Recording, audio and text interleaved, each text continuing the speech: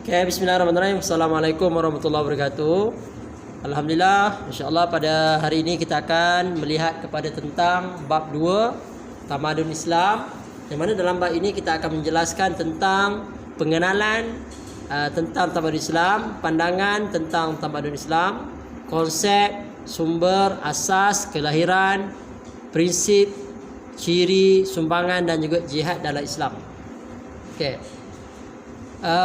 Kalau kita tengok kepada Islam itu sendiri, Islam adalah satu agama yang telah diturunkan oleh Allah Ta'ala sejak zaman Nabi Adam. Allah menyebut dalam Quran, "Maka kana Ibrahimu Yahudiyyan wala Nasraniyya walakin kana hanifan musliman wa ma kana minal musyrikin." Dan bukanlah Nabi Ibrahim itu orang Yahudi atau Nasrani, tetapi dia adalah agama yang hanif, lurus, musliman, Islam. Ini menunjukkan kepada kita agama yang telah diperakui oleh Allah Ta'ala hanyalah Islam, cuma bentuk pelaksanaan saja berbeza mengikut syariat yang telah ditentukan. Kalau kita tengok Islam dari aspek bahasa, maknanya tunduk, patuh, menyerah dan sejahtera. Ini menunjukkan kepada kita orang Islam adalah orang yang sentiasa patuh dan menyerah diri kepada Allah, dan dia dalam keadaan sejahtera. Sedangkan istilah taat kepada Allah dengan sepenuh hati, maknanya apabila sebut Islam, dia adalah ketaatan kepada Allah dengan sepenuh hati tanpa ada ragu dan melaksanakan segala perintah. Ini menunjukkan kepada kita kalau sebut Islam adalah orang yang taat kepada Allah. Dan Nabi SAW ketika diutuskan kepada manusia, yang mana pada masa itu masyarakat yang duduk di Arab itu duduk dalam keadaan jahiliah. Bukanlah bermakna apabila sebut jahiliah tu dalam keadaan dia jahil semua perkara, tidak. Dia pandai berniaga, dia melakukan banyak perkara, tetapi jahil sebab dia tak kenal Tuhan. Sebab orang masyarakat Arab jahiliah ini, mereka buat patung berhala lalu dijual. Cuba bayangkan macam mana Tuhan boleh dijual. Ini satu penipuan yang agak ketara. Kalau Tuhan pun boleh jual, maknanya satu benda yang tak sepatutnya lah. Dan Nabi berdakwah selama 23 tahun di Mekah dan Madinah. Nabi lahir 21 April 570 Masihi, dan Nabi diangkat menjadi Rasul umur 40, yakni 610, dan Nabi duduk berdakwah di Mekah selama 13 tahun sampai 612.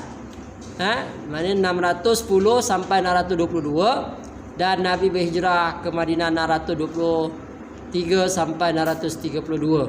10 tahun di Madinah. Jadi 23 tahun ataupun 22 tahun lebih lah. Okey. Kalau kita tengok tamadun Islam ni adalah satu yang kita tengok keseluruhan yang ada nilai-nilai tertentu dan terkandung dalam ajaran Al-Quran dan Sunnah, dan bukan bersandarkan falsafah ataupun pemikiran tamadun lain.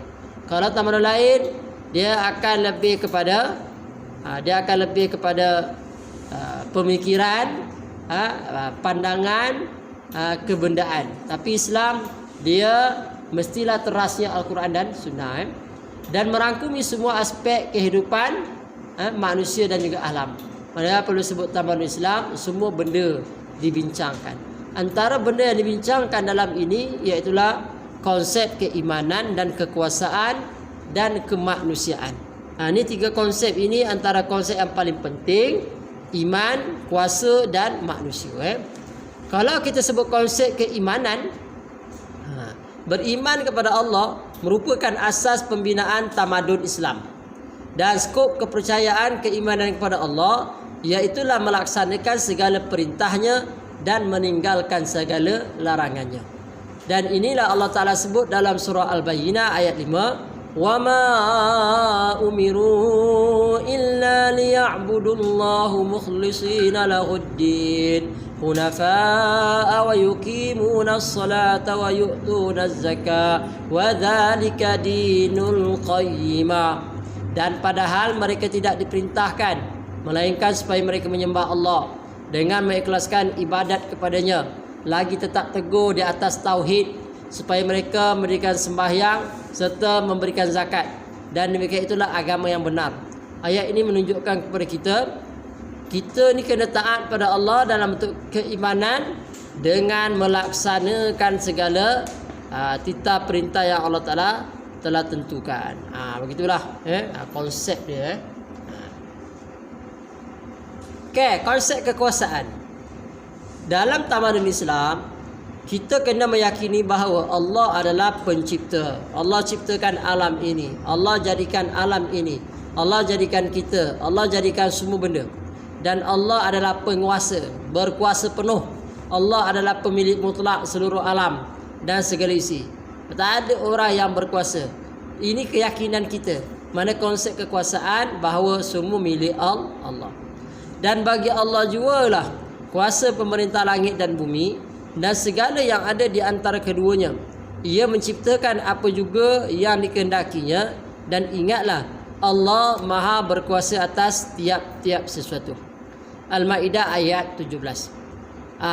Ini menunjukkan kepada kita kekuasaan Allah menguasai langit, keseluruhan makhluk. Ini menunjukkan kekuasaan Allah Ta'ala sebagai pencipta, penguasa, pemilik seluruh alam. Dan manusia hanyalah sebagai khalifah yang tiada kuasa. Manusia sebagai khalifah maknanya manusia ini pentadbir, pengurus, wakil saja. Mestilah melaksanakan amanah, berteraskan kepada apa yang Allah Ta'ala perintahkan. Dan manusia pasti mematuhi segala ketetapan hukum Allah Ta'ala dan juga prinsip-prinsipnya. Maka semua tadi itu menunjukkan manusia ni lemah, Allah berkuasa. Sebagaimana firman Allah Ta'ala, wa man lam yahkum bima anzalallahu faulaika humuz zalimun. Surah Al-Maidah ayat 45. Dan siapa tidak menghukum dengan apa yang telah diturunkan oleh Allah, maka mereka itulah orang yang zalim. Jadi kalau kita tak taat kepada Allah, maka kita termasuk orang yang zalim.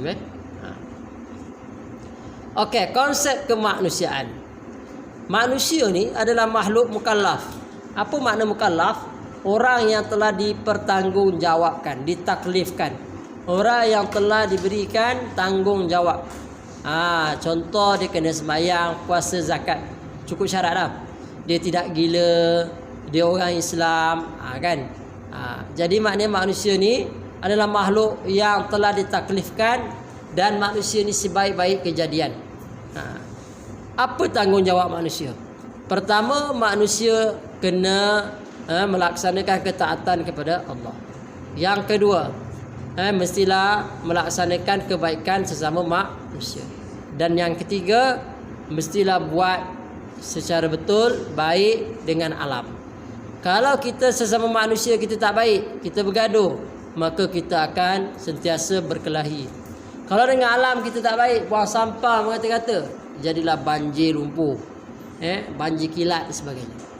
Dan Allah menyebut dalam surah Al-Hujurat ayat 13, ya ayuhan nas inna khalaqnakum min zakarin wa unsa wa ja'alnakum syu'uban wa qabaila lita'arafu inna akramakum 'indallahi atqakum.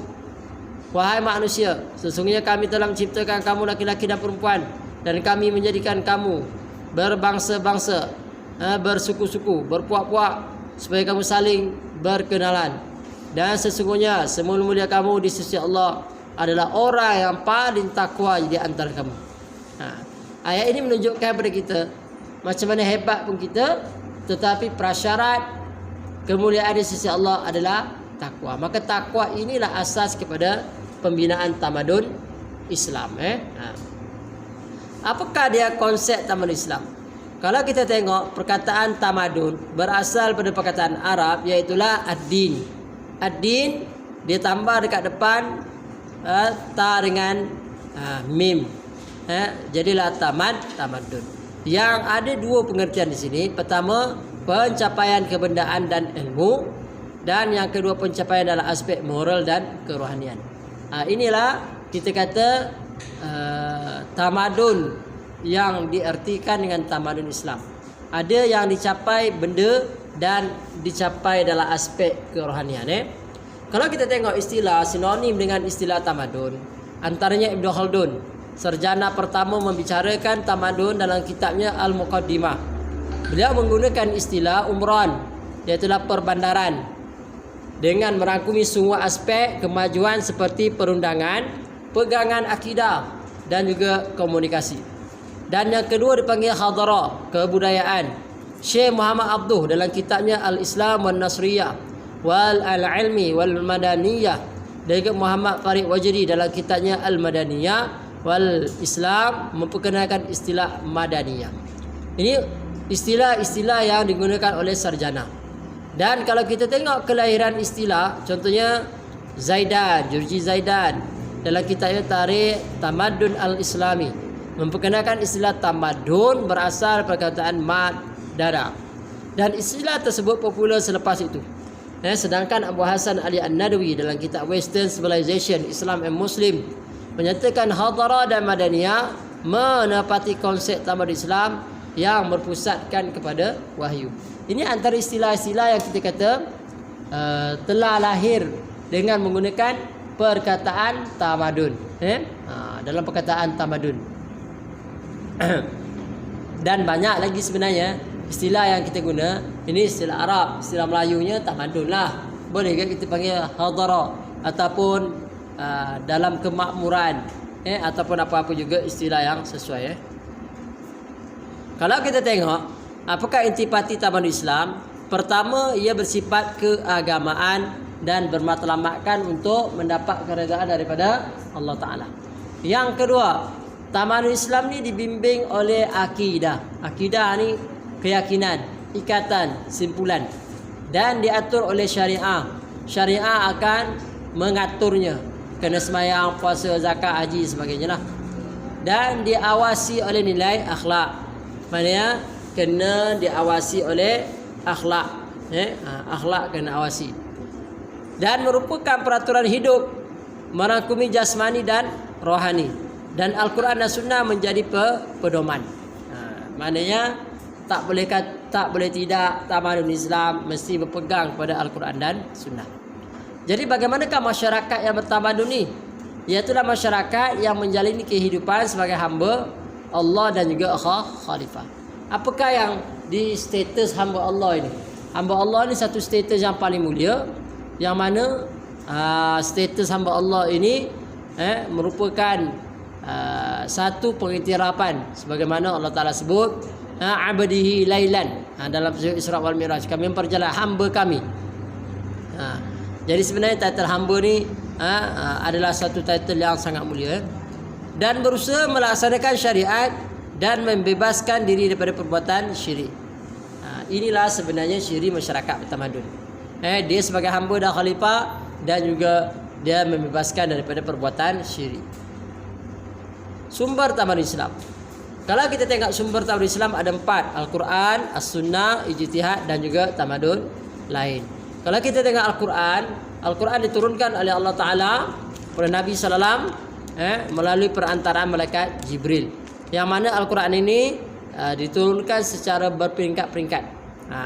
Dan mukjizat yang mengandungi prinsip-prinsip asal Islam dan juga pengetahuan merangkumi kerohanian, kebendaan yang menjadi teras pembangunan tamadun, dan pendorong manusia untuk menggunakan akal untuk capai kesejahteraan, kejayaan, kehidupan bersumberkan Al-Quran. Surah Al-An'am ayat 32 Allah Ta'ala menyebut, dan tidaklah kehidupan dunia itu melainkan permainan dan hiburan yang melalaikan, dan sesungguhnya negeri akhirat itu lebih baik bagi orang yang bertakwa. Oleh itu tidakkah kamu mau berfikir?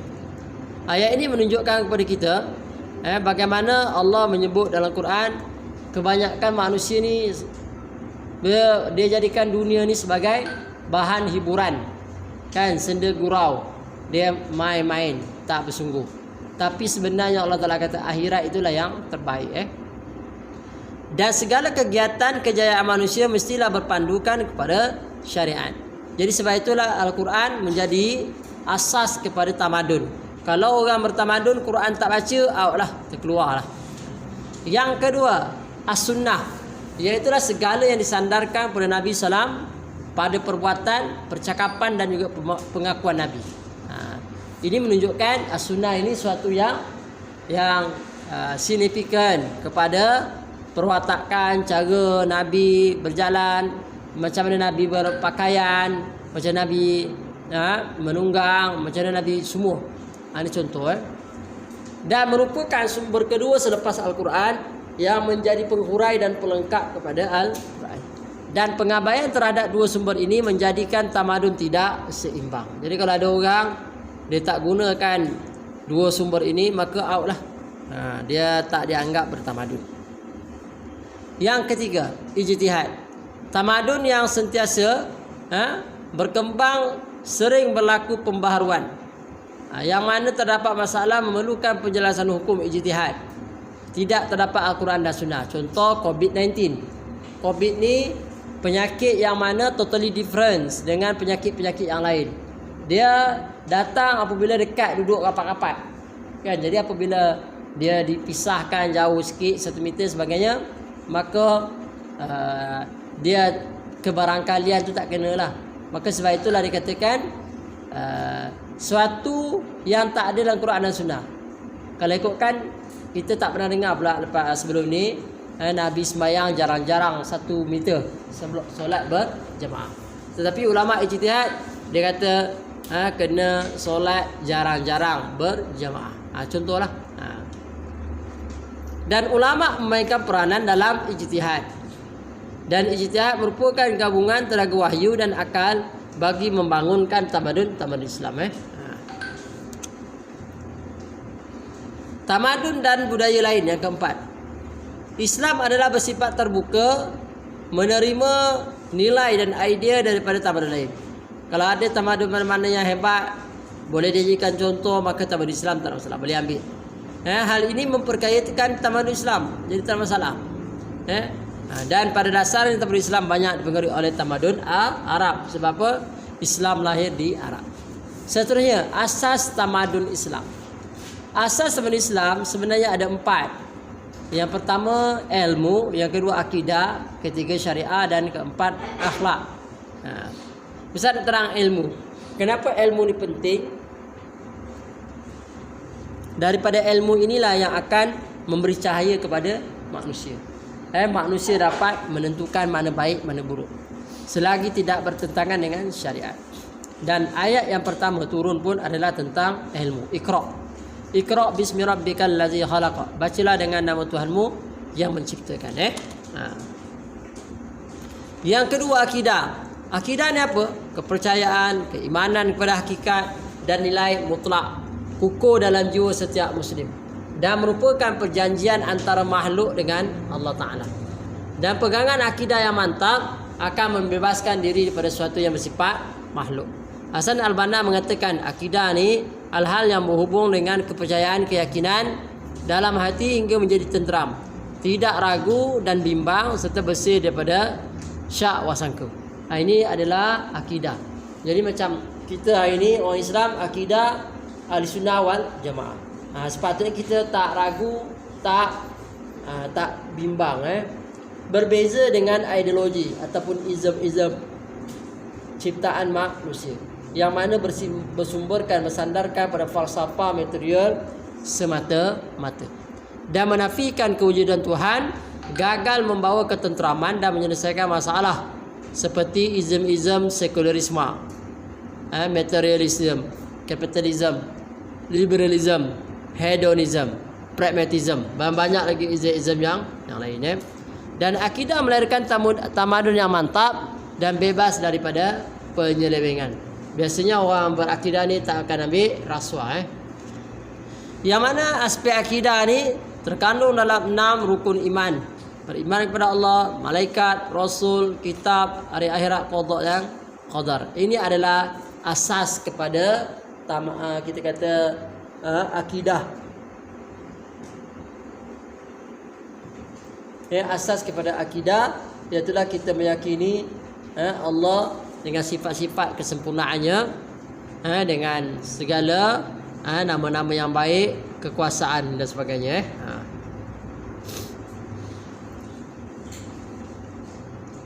Okey.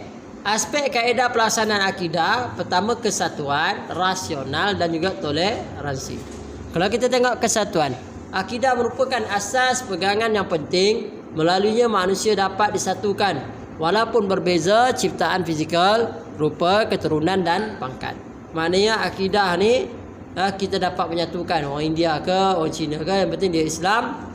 Ini maknanya kita dapat satukan. Ini kerana akidah meletakkan kepercayaan hanya kepada Allah dan bersandarkan pada sumber Al-Quran dan Sunnah. Dan kesatuan fikiran manusia juga dapat terbentuk kerana mempunyai matlamat yang sama untuk mendapat keredaan Allah Ta'ala. Itu aspek kesatuan. Yang kedua, aspek rasional. Akidah Islam tidak hanya didasarkan kepada kepercayaan yang bersifat dogmatik, tetapi penggunaan akal logik. Maknanya dogmatik ini terima saja tanpa ada persoalan. Dan tujuan bagi membuktikan kebenaran akidah Islam, justru Al-Quran menganjurkan sentiasa menyelidik, buat kajian. Kita memahami kejadian alam yang menjadi bukti kekuasaan Allah Ta'ala. Maka berikut adalah aspek rasional, menolak semua yang tidak sesuai dengan realiti, menolak bentuk pemikiran dan amalan yang bersifat khayalan, tahyul, sihir ni benda yang pelik, yang berlaku tapi dengan bantuan jin, dan khurafat. Khurafat ni zaman Nabi nama dia sebagai khurafat, jadi khurafat lah. Atas sesuatu yang berlawanan dengan akal waras, maka kita tolak semua yang tidak ada pada realiti. Yang kedua, menolak pertentangan antara akal dengan wahyu. Al-Quran adalah wahyu daripada Allah Ta'ala yang tidak diragui, la raiba fih, tidak diragukan, menjadi petunjuk dan pembimbing kepada manusia pada jalan kebenaran dan sumber ilmu. Dan semua kandungan Al-Quran tidak bertentangan dengan akal. Maknanya inilah aspek rasional. Yang ketiga, bersifat terbuka pada penemuan baru, yang mana Islam tidak menolak dalam penemuan baru dalam aspek sains dan teknologi yang mendatangkan kebaikan, tetapi perlu bersandarkan pertama, tidak bertentangan dengan Al-Quran dan Sunnah serta akal, tidak membawa kepada mudarat dan tidak menjerumuskan kepada maksiat, dan tidak menyebabkan kurang iman. Sepatutnya dia dapat penemuan baru bertambah keimanan kepada Allah Ta'ala. Yang ketiga, toleransi. Islam menuntut manusia agar memiliki sifat toleransi yang disebut tasamuh dalam bahasa Arab, dan sikap akhlak yang terpuji dalam pergaulan di mana terdapat rasa saling menghargai antara sesama manusia dalam batas yang digariskan oleh ajaran Islam. Ini toleransi lah. Okey, itu bab akidah. Yang ketiga bab syariah. Tadi kita sebut ilmu, akidah dan juga syariah. Syariah ni apa? Himpunan hukum, peraturan, ketetapan Allah bagi mengatur hubungan manusia dengan Allah, hubungan sesama manusia dan hubungan dengan alam. Kemudian kami jadikan kamu menjalankan syariat dari hukum agama, maka turutlah ia, maka janganlah diturut nafsu orang yang tidak mengetahui. Jasiyah ayat 18. Ayat ini menunjukkan kepada kita supaya kita patuh rule of law, peraturan yang telah ditentukan. Maka keistimewaan tamat Islam bersifat sempurna, lengkap, sifat sepadu, universal, dan ada matlamat yang jelas dan bersikap tetap dan tidak berubah. Ini antara sifat ataupun keistimewaan syariat Islam. Banyak lagi keistimewaan, ada inqilabiyah, ada beransur-ansur. Ini antara sifat lah. Okey, dalam bab syariah ini ada dipanggil maqasid syariah ataupun tujuan syariat itu diwujudkan.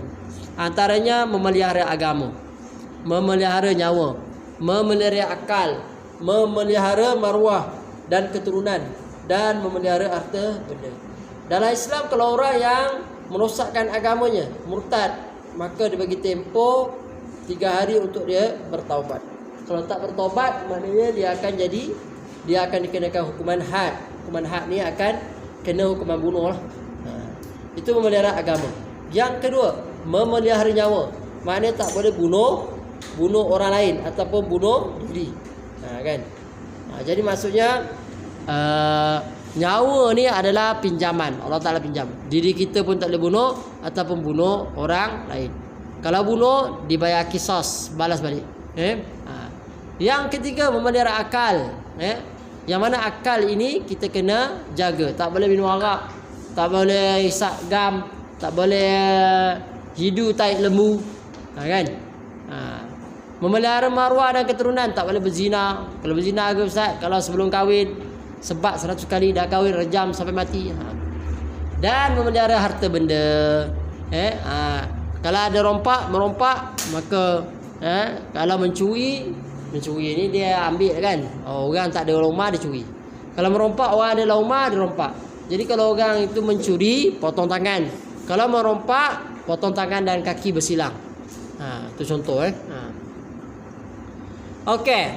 Memelihara agama. Agama teras Islam yang wajib dipertahankan kerana merupakan nikmat paling besar. Al-yauma akmaltu lakum dinakum wa atmamtu 'alaikum ni'mati wa raditu lakumul Islam madina. Pada hari ini aku telah sempurnakan bagimu agama kamu dan aku telah cukupkan nikmatku kepadamu dan aku telah redha Islam itu menjadi agamamu. Al-Maidah ayat 3. Ayat ini menunjukkan kepada kita bahawa Islam itu adalah satu nikmat. Nikmat kesenangan di dunia dan akhirat. Wa may yabtaghi al-islam dina fala yuqbal minhu wa huwa fil akhirati minal khasirin. Surah Al-Imran ayat 85. Dan siapa yang mencari agama selain agama Islam, maka ia tidak diterima daripadanya. Dan pada hari akhirat kelak termasuk orang yang rugi. Dan satu lagi, surah Luqman mengatakan, Allah Ta'ala menyebut, dan tak kala Luqman berkata kepada anaknya, semasa ia memberi nasihat kepada, wahai anakku, janganlah engkau mempersekutukan Allah dengan suatu perbuatan syirik, kerana syirik itu adalah kezaliman yang nyata. Ini contohlah. Perlu pelihara agama, jangan murtad sebagainya. Memelihara nyawa.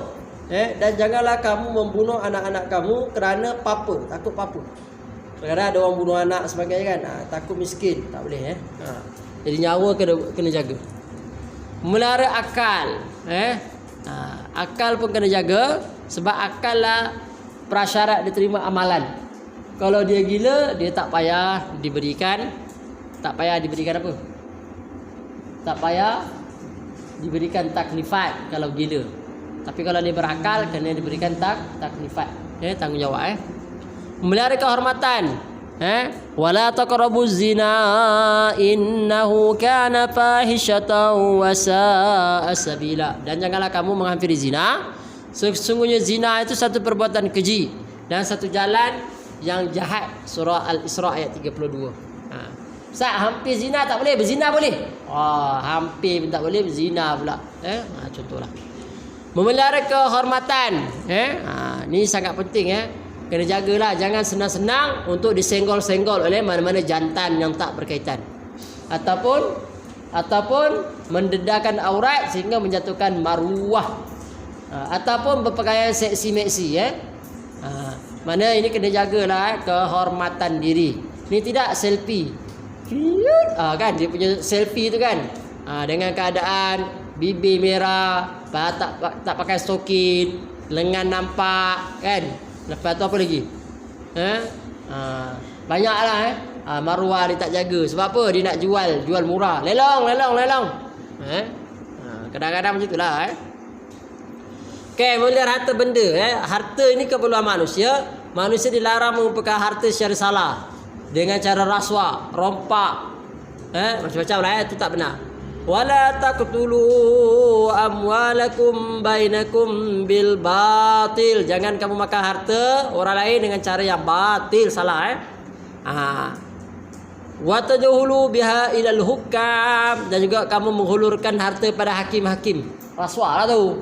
Tak payah. Dan Allah Ta'ala sebut surah Al-Baqarah ayat 195, wa anfiqu fi sabilillah wala tulqu biaidikum ila tahlukah wa ahsinu innallaha yuhibbul muhsinin. Dan belanjakanlah hartamu di jalan Allah. Maknanya kita infak, sedekah, wakaf sebagainya lah. Dan janganlah kamu campakkan diri kamu ke lembah kebinasaan. Maknanya janganlah kita ni buat benda yang menyebabkan kita masuk neraka. Tak bayar zakat ke sebagainya kan. Kerana apa? Buatlah baik kerana Allah Ta'ala suka. Maknanya orang yang buat baik. Ni akhlak yang keempat. Akhlak ni apa? Khuluq, budi pekerti, tingkah laku, tabiat. Imam Ghazali kata, sifat yang tertanam dalam jiwa seseorang terbentuk perbuatan dengan mudah tanpa perlu pertimbangan akal ataupun spontaneous lah. Dan prinsip akhlak bersifat universal, lengkap, tidak boleh diubah suai mengikut selera manusia. Antara tujuan Nabi SAW diutuskan adalah menyempurnakan akhlak. Innama buistu liutammima makarimal akhlak. Sesungguhnya aku ni diutuskan adalah untuk menyempurnakan akhlak. Dan prinsip akhlak dia bersifat universal, lengkap dan tidak perlu diubah suai mengikut selera manusia.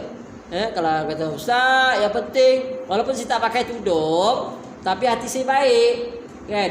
Ini tak betul lah ni. Sebab menutup aurat itu adalah arahan Allah. Kalau dia kata yang penting hati baik, dia lain. Hati baik satu hal, menutup aurat satu hal. Dan akhlak manusia membezakan dengan haiwan. Dan akhlak yang baik mencerminkan keimanan. Dan banyak tamadun runtuh akibat kerosakan akhlak. Ini kena jaga. Okay, prinsip tamadun Islam. Pertama, keimanan mengabdikan diri kepada Allah. Prinsip utama tamadun Islam, keimanan dan menjelmakan dalam kehidupan. Sebagaimana surah Rum ayat 30, maka hadapkanlah dirimu ke arah agama yang jauh dari kesesatan. Fitrah Allah yang menciptakan manusia untuk menerimanya. Dan tidaklah patut ada sebarang perubahan atas ciptaan Allah. Dan itulah agama yang betul lurus. Tetapi kebanyakan manusia tidak mengetahui. Yang kedua, prinsip benar dan amanah. Wahai orang beriman, bertakwalah kamu kepada Allah. Dan hendaklah kamu berada bersama-sama orang yang benar. Surah Taubat ayat 19. Ini perlunya orang yang ada prinsip benar dan amanah. Yang ketiga, prinsip adil. Sesungguhnya Allah menyuruhkan kamu berlaku adil, berbuat baik dan memberikan bantuan kepada kaum kerabat, dan melarang daripada melakukan perbuatan mungkar dan kezaliman. Ia mengajar kamu supaya kamu mendapat mengambil peringatan. Surah An-Nahl ayat 90. Dan macam mana kita nak capai matlamat tamadun? Pertama, kita kena pelihara hubungan dengan Allah. Yang kedua, pelihara hubungan dengan sesama manusia dan dengan alam. Macam mana adab-adab pembinaan tamadun? Manusia hendaklah menjaga adab dalam memanfaatkan sumber alam kesejahteraan hidup. Salah satu je macam mana? Kita jangan melakukan kerosakan. Dan janganlah kamu berbuat kerosakan di muka bumi sesudah Allah menyediakan kebaikan untuknya. Dan berdoalah kepadanya dengan perasaan bimbang dan penuh harapan. Sesungguhnya rahmat Allah itu dekat kepada orang yang berbuat kebaikan. Jadi maknanya perlu untuk kita buat apa? Buat baik. Contohlah.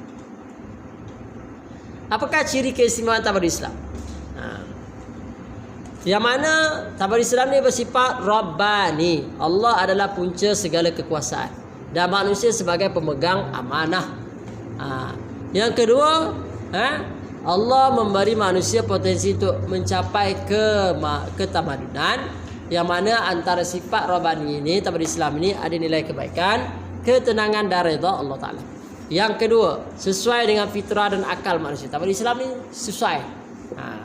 Dia bersandarkan pada wahyu dan juga akal. Tanpanya manusia akan gagal melaksanakan. Yang ketiga, tidak membebankan. Yang keempat, sempurna dan menyeluruh. Tamadun Islam semua benda ada.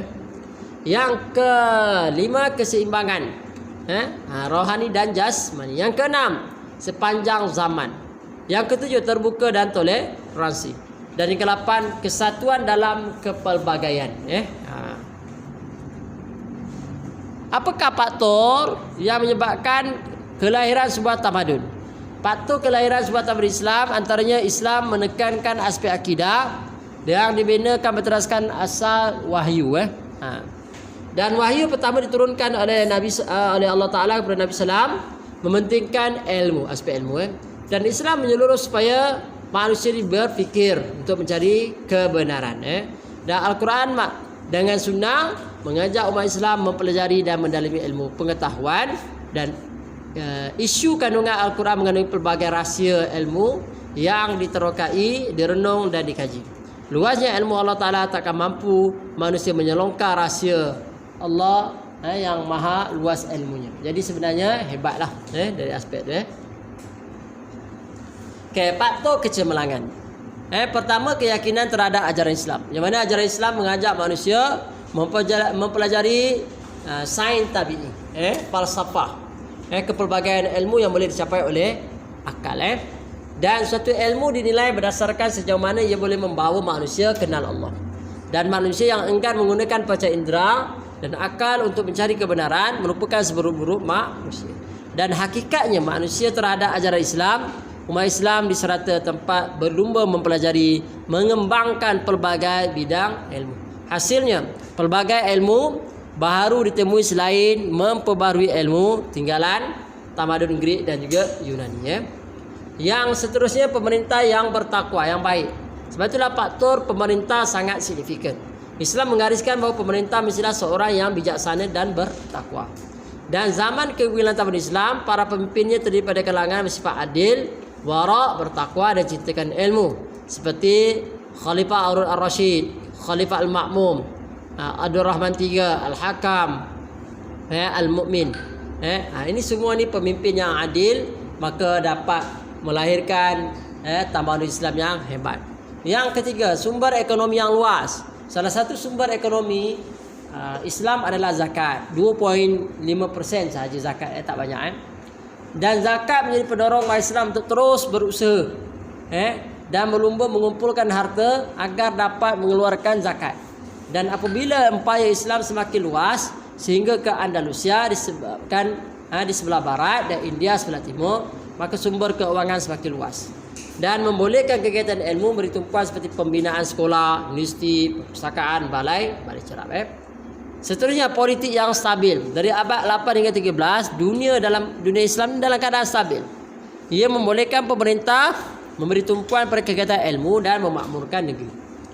Dan umat Islam bebas mengembara ke seluruh dunia untuk tujuan perniagaan dan pengembangan ilmu sehingga Islam tersebar ke tanah Melayu. Seterusnya, keadilan yang menyeluruh. Pemerintah Islam bersifat adil tanpa mengira anutan agama. Dan orang bukan Islam bebas mereka mengamalkan ajaran mereka. Seterusnya, ketenteraan yang kuat. Tentera Islam berfungsi menggerunkan pihak musuh. Antara rasionya apa? Semangat jihad. Maknanya ada semangat jihad. Seterusnya, kedudukan yang strategi. Sebahagian dunia Islam berada pada kedudukan geografi yang strategi. Umat Islam menguasai jalan-jalan perdagangan dan bumi yang kaya dengan sumber alam. Sebab itu kita tengok negeri orang Islam kaya-kaya. Ada minyak, ada macam-macam, emas. Prasarana yang sempurna. Pemerintah Islam menyediakan kemudahan untuk rakyat. Seperti Sayyidatina Umar mengarah membina terusan di Sungai Nil untuk tujuan pertanian. Maknanya pemimpin tadi, prasarana lah yang ada. Dan keterbukaan pada tamadun lain. Islam iktiraf tamadun lain yang bermanfaat pada manusia. Misal abad ke-8 ke-9, banyak karya Yunani dan Latin dalam bidang falsafah, perubatan diterjemah dalam bahasa Arab. Okey, apakah faktor kemerosotan tamadun Islam? Pemerintah yang lemah, ini salah satu lah. Kalau ada pemerintah yang rakus, salah guna kuasa, berlaku kezaliman, menindas rakyat, ini menyebabkan jatuhnya sebuah tamadun. Dan kerajaan akan huru-hara, politik tak stabil dan ekonomi akan lumpuh. Dan pernah berlaku selepas perintah kerajaan Bani Umayyah di Andalusia. Yang kedua, berlaku penyelewengan dan keruntuhan akhlak. Terdapat pemerintah Islam yang hidup berpoya-poya disebabkan mewah, dan ia menjadi punca musuh-musuh Islam melakukan serangan dan merampas wilayah-wilayah Islam. Yang ketiga, kekurangan sumber ekonomi. Kekurangan sumber ekonomi menyebabkan perancangan pembangunan tidak dapat dijalankan. Bahkan masalah sosial akan berlaku seperti mencuri, rompak dan sebagainya. Seterusnya, kegiatan ilmu tidak berkembang. Pada abad ke-15 hingga 18, kegiatan ilmu dalam kalangan umat Islam kurang menyerlah. Malah sejarah barat mula bangkit. Sebab apa? Zaman ini zaman Renaissance, kebangkitan orang di barat. Jadi Islam agak dah maju lebih awal daripada itu lagi. Dan ini mungkin pihak pemerintah Islam mula menunjukkan kelemahan. Seterusnya, ancaman musuh luar. Pada tahun 1256, tentera Mongol telah menyerang dan menghancurkan Baghdad yang merupakan pusat pemerintahan dan pusat ilmu pada zaman kerajaan Bani Abbasiyah. Dan banyak khazanah Islam dalam bentuk buku-buku dibuang dalam sungai Furat, dan menyebabkan umat Islam kehilangan khazanah yang dihasilkan oleh sarjana Islam. Dan yang terakhir adalah bencana alam, seperti wabak penyakit COVID-19 sekarang ni, kemarau panjang, banjir besar, tsunami, gempa bumi. Ini faktor yang menyebabkan sebuah tamadun musnah. Dalam Islam banyak kisah terdahulu telah dibinasakan oleh Allah Ta'ala, seperti kaum Samud dihancurkan dengan peti. Kerana apa? Kufur dengan Nabi Soleh. Contoh.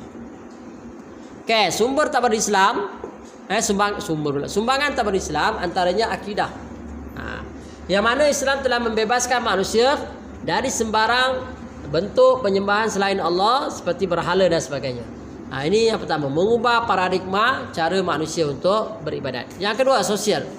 Tamadun Islam memperkenalkan konsep adil, kesamaan, kehormatan, kemuliaan insan dan aspek sosial. Sesungguhnya kedudukan manusia di sisi Islam adalah sama, justru manusia diperintah supaya berbuat baik sesama manusia dan berlaku adil. Ini sumbangan Islam. Aspek ekonomi. Allah menyebut dalam Quran surah Al-Baqarah ayat 275, wa ahallallahu al-bai' wa harama riba. Kami benarkan dan Allah telah menghalalkan jual beli dan mengharamkan riba. Ini contoh. Jadi sumbangan aspek ekonomi, tidak melakukan kezaliman kepada orang lain, dan kena keluarkan zakat. Ini sumbangan. Ilmu pengetahuan. Islam menggalakkan manusia menuntut ilmu dan menguasai ilmu pengetahuan. Bukan sekadar ilmu tradisi, tapi ilmu moden bagi pembangunan tamadun Islam yang unggul. Tanpa ilmu pengetahuan, manusia akan ketinggalan daripada arus kemajuan dan akan tertindas. Dan Islam mewajibkan untuk masyarakatnya mencari ilmu, supaya kita terhindar daripada sifat melampau. Yang seterusnya, aspek politik. Nombor 4 je, bukan nombor 3. Iaitulah memperkenalkan prinsip keadilan dan amanah menjadi teras kewajipan pemimpin.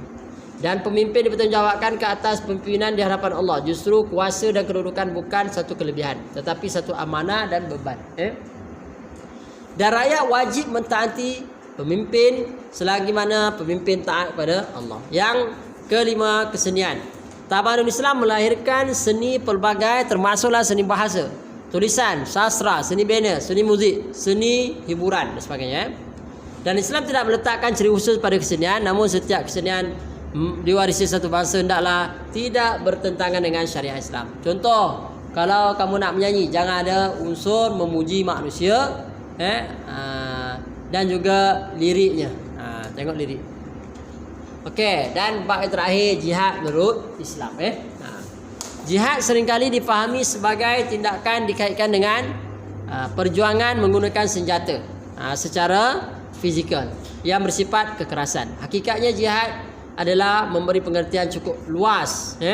Jihad ni apa? Perkataan jihad diambil perkataan Arab, jahada yujahidu jihadan. Bermaksud menggunakan segala usaha dengan bersungguh-sungguh. Pengertian jihad dalam syariah, berusaha bersungguh-sungguh mencapai suatu hal yang diredai oleh Allah seperti iman, amal soleh, sekaligus menolak hal yang dibenci seperti kufur, syirik, dan melaksanakan maksiat, melakukan maksiat. Dan berjuang dengan segala pengorbanan harta jiwa menegakkan kalimah Allah. Dalil jihad ada tak? Barang siapa yang mati tidak pernah berjihad dan tidak pernah punya keinginan untuk berjihad, maka dia dalam mati maitatal jahiliyah, mati dalam keadaan jahiliyah. Ini muttafaqun alaih, hadis Bukhari dan Muslim. Dan berjihadlah melawan kaum musyrikin dengan harta, jiwamu dan lidahmu. Ini riwayat Ahmad dan juga An-Nasai. Okey, ada beberapa pembagian jihad. Jihad agung ataupun jihad yang besar, jihad hawa nafsu. Kenapa jihad hawa nafsu ni besar? Sebab setiap masa kita akan bertarung dengan nafsu. Dan musuhnya iblis dan syaitan. Bisik kat kita, tak payahlah datang kuliah, ustaz bukan ni sihat sangat contoh kan. Maknanya dia ada musuh. Jihad zahir biasanya dia nampak orang kafir, munafik, orang fasik. Dan jihad ni boleh jihad dengan hati, lisan, ilmu, harta, jaga diri. Wallah